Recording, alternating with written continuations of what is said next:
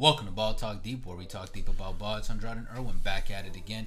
Drop a like, drop a sub, drop a comment before we get into it. We post 5 videos a week. And y'all, you know what time it is, playoff times. And just a heads up, if you've been keeping up with the channel, you know we do team profiles come playoff time. But because of the switch up with the play-in tournament and everything going differently this year, we're not doing a team profile for each year going into the playoffs. But we're going to save those now from now on just for the start of the regular season. So watch out for those.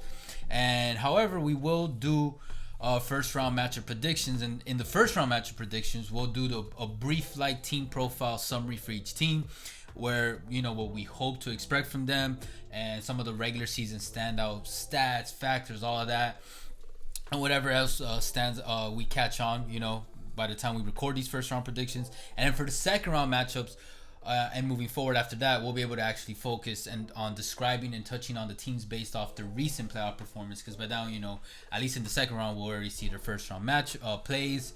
By the third round or the conference finals, we'll see the second round plays and all that good stuff. And y'all know who we're talking about right now, so let's get into it. Yes, sir, man. The Milwaukee Bucks and the Miami Heat. Yes, sir. And things are already getting interesting because quotes are starting to come out from both camps. Yeah, man. NBA Twitter is always a thing, but there's something special about playoff NBA Twitter. Yeah. I know, right? And I think Andrade's got a couple NBA of them right over the here. Best. All right.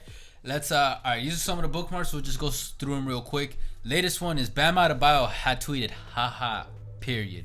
What does that mean? Well, that means he's got a chip on his shoulder from the Defensive Player of the Year snub. They stay sleeping on him. And then if you go on the NBA website, Jimmy Butler has a whole article on him. And the headline is, after a tough year, Jimmy Butler says he are ready for anything. And then here's a tweet that said, this is a quote that stood out. I think I'm stupidly locked in.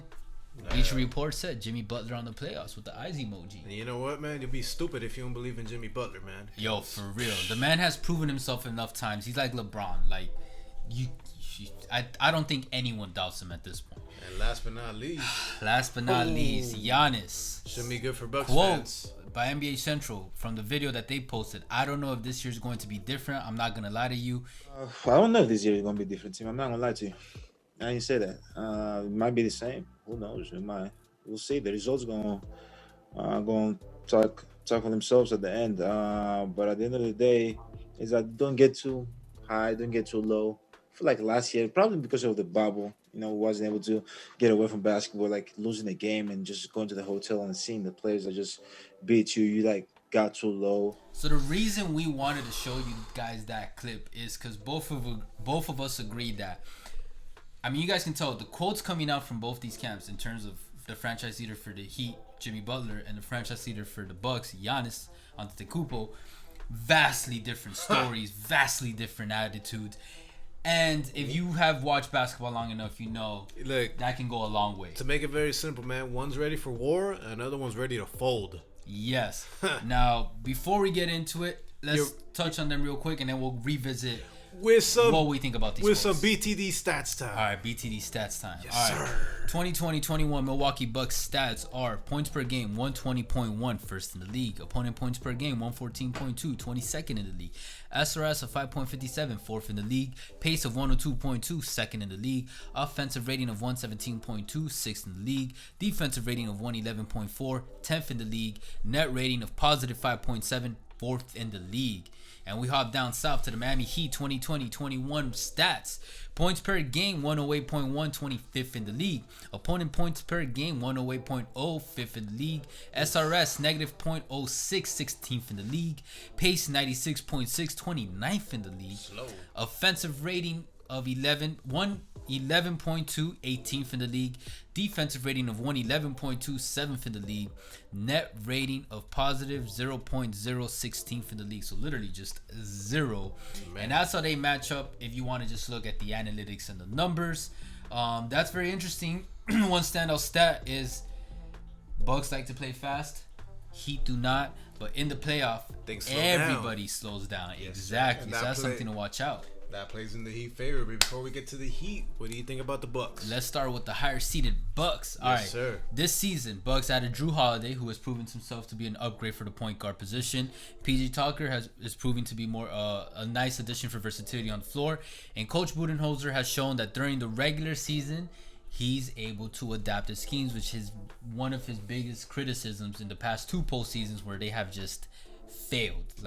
Failed after amazing regular season runs, like literally not even borderline, historic regular season runs. Yeah. And this year they switched it up. Their regular season run was a lot more low key. Their approach is like, I think they're going for the more veteran approach of like, hey, we're gonna turn the switch on when it counts. But this is the first time that the Bucks do it. So in my head, the question is, can they do it? Can they turn that switch on?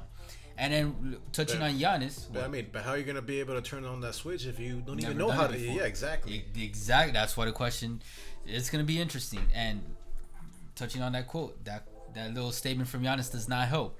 Now, speaking of Giannis is very aware of the pressure that's on him, the team, after those postseason disappointments. And he's shown that he's listening by adapting his game. He's improved on a lot of his flaws. There's still more room for improvement, but he's working on it, and his mid-range has improved. He's knowing how to approach his offensive game a little more versatile. And lastly, one thing that I do feel like that's going to end up in this matchup and in the rest of the matches for the Bucks at least, is that I feel like they're going to be much more prepared, or at least familiarity. Like you just said, they're not familiar with how to turn the switch on, but you know what they are familiar with? The wall. The wall defense. Yeah. And I don't think it's going to hurt the Bucks this season. That's just my opinion. I think Giannis has much better pieces around him, better shot creators. Middleton, I think, is going to be more consistent, hopefully. And, and then they got Holiday. So those shot creators, catch and shoot, they should be better off. And also Giannis has adapted his game, and he's more familiar with what to expect. So I think they'll do better. But this touches on with the Heat. I also think the Heat aren't going to present the same exact. I don't expect them to present the exact same wall scheme that they did last year. I think there's going to be some adjustment because Spoelstra's going to be aware, like, well, I think they'll know what to expect. You know what I mean? I mean, they're going to throw the wall because, like the saying goes, if it ain't broke, don't fix it. Yeah, but I think with some improvements. Yeah, there's going to be some improvements. You pretty much hit up most of my points, man. What did I hit? No, I think the only thing I'm going to add is, look, at the end of the day, the Bucks are gonna go as far as Giannis takes them. He's the MVP, 2-time MVP. He's the MVP of the Bucks. Clearly the best player, talent wise, in that matchup. If the Giannis that we've seen in the regular season, MVP Giannis, shows up on a consistent basis, there's no reason why the Bucks can't get past the Heat. No, but the big question is, he hasn't shown up the past 2 years. You've seen a shell of him. Yeah, I thought what you were gonna bring up is another big question for Giannis is, does he have that killer instinct? Does he have that mama mentality? And before we get to the Heat, let's talk about this quote real quick. What's up? That quote to me, he sounds like a baby deer that's fucking scared. Yeah, look, I'm going to defend Giannis in the sense that I know a lot of people are going to run with this. I don't think it means exactly how it looks like on paper. I just didn't think he articulated the right way. Exactly. I think he's just stating like, guys, I'm not going to tell you the future. Yeah, I'm not. He's being realistic. But here's the thing, Giannis. In sports, if you're the franchise leader, the team leader, the man to put the team on your back, you have to hype your guys up. You have to get your soldiers motivated. You have to get them focused. But I'm sure Butler knows that the Heat aren't the best team in the NBA. You know what I mean? Yeah, but he's not going to say that. Or he's not going to be like pussyfooting around it. He's straight up saying like 1 to 16 wins. We're ready for anything. Yeah, and that. But I think Butler's so crazy enough that he actually does believe that. To an extent, yeah. He's got that. Yeah, he's definitely got that Kobe in him. But Giannis, it's like the fact that just saying, I don't know if this year is going to be different. I don't know. Terrible. You don't want your leader to say, I don't know for anything. And I don't know if this year is going to be different. You don't want your leader to say, like, oh, why wouldn't this year be different? What, you're saying that we're just going to have the same fuck-ups? Like, why would you even leave that door open? You know what I mean? If anything, Giannis should have done what Drew Holiday did. talk a little shit to the Heat, saying like, hey, you know, they're a good team, you know, they're disciplined, but we're a little bit more talented than them. Facts. The wrong team to poke at, you know, as they needed more motivation, you know, they're just adding more. Yes. You're just adding more gasoline to the Miami Heat. That's the last thing you want to do. LeBron and stuff. Or poking the wrong Curry. Poking the wrong bear, as you know, we saw here with the Grizzlies. But you know, shout out the Grizzlies. Yes, sir. My boy Ja. Yeah, boy Ja. You know, he's gonna go after Luka's spot and Andrade's boys. If he improves as a player. He improves as a player. He's gonna be like Ja. It's gonna be like Ja, have my babies. But all right, Miami Heat. The Heat. All right. I'll get into the Heat quotes right after I say this.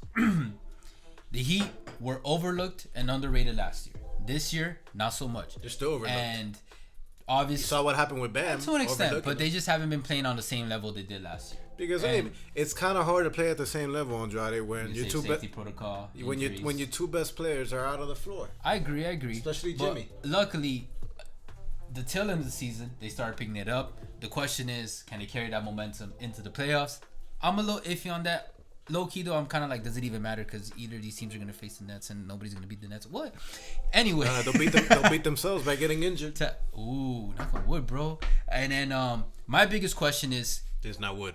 Tyler Hero. Like with the Bucks, the X factor for me is Chris Middleton. You know what I mean? Okay. If Chris Middleton can be consistent, that'll help push the Bucks over the edge. Because we know Giannis is gonna bring it.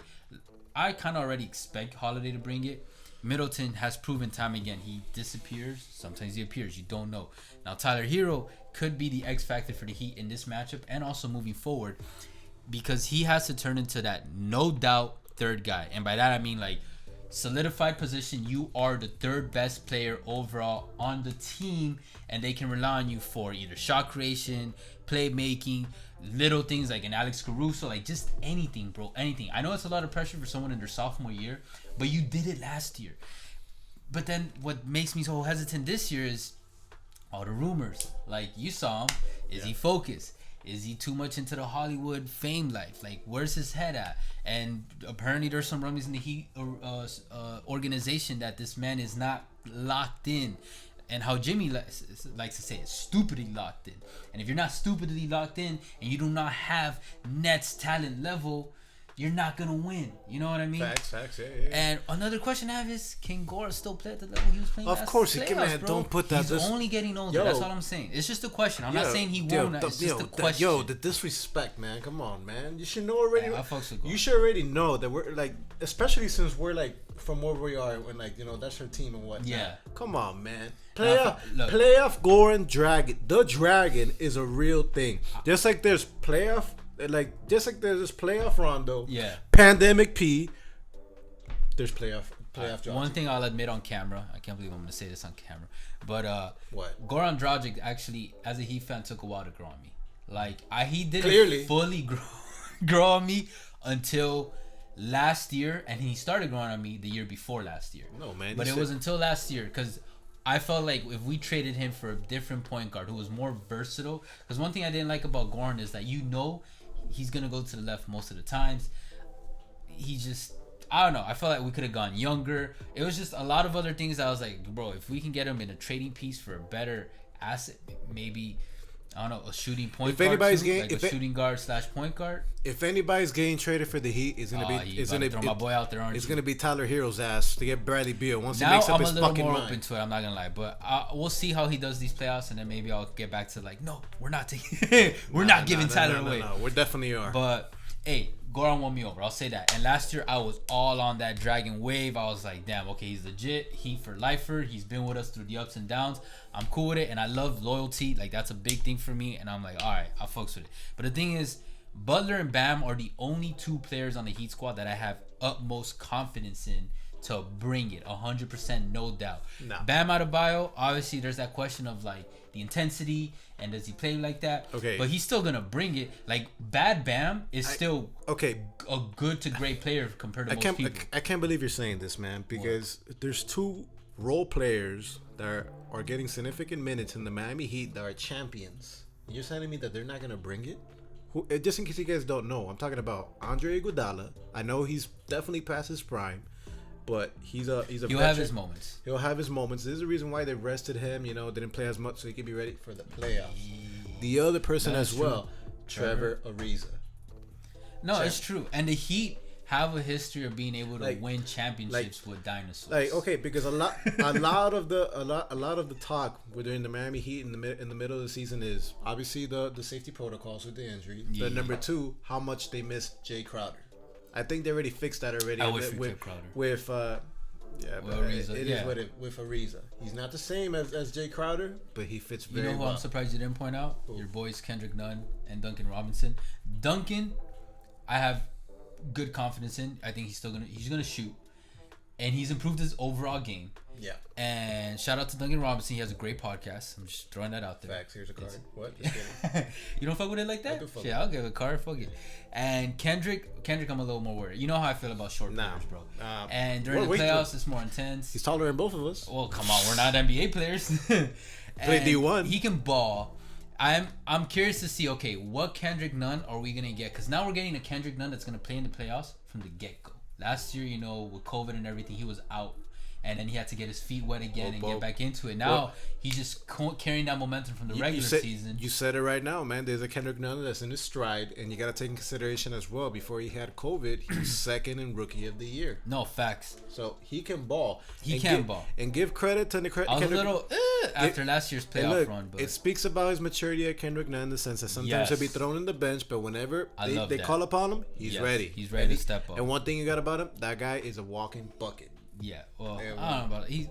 He can. But I love and respect what you just brought up. His mindset and his ability to just go with the team's strategy for whatever it is, and he's always ready for whatever role they give him. Yeah, that's Heat culture. And Kendrick, you keep doing that, bro. Stay on the Heat.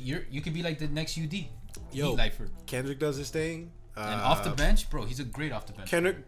Kendrick does his thing. Goran Dragic is gonna do his thing. You know what that's gonna help? That's gonna help take off pressure away from Tyler Hero. And all they're gonna ask for him to do is, hey, be that guy that's gonna give us instant offense in the second unit. And step up your D though. You're gonna have to step up your D to Tyler. Bucks ain't coming to fuck around. We'll see about that. But speaking of that, man, how you see your series going on? Bro, now all right, first off, I trust Spoelstra's coaching over Budenholzer's any day. Mm-hmm. So in terms of adapting stuff, seeing how the series plays out, that's leaning on Spoelstra, no doubt. Yeah. And I think pressure is gonna build on Budenholzer. I'm just gonna kind of theorize it, and as he adapts, I don't think he'll be able to adapt as smoothly as is gonna be needed to win this series if they end up losing. Old habits die hard.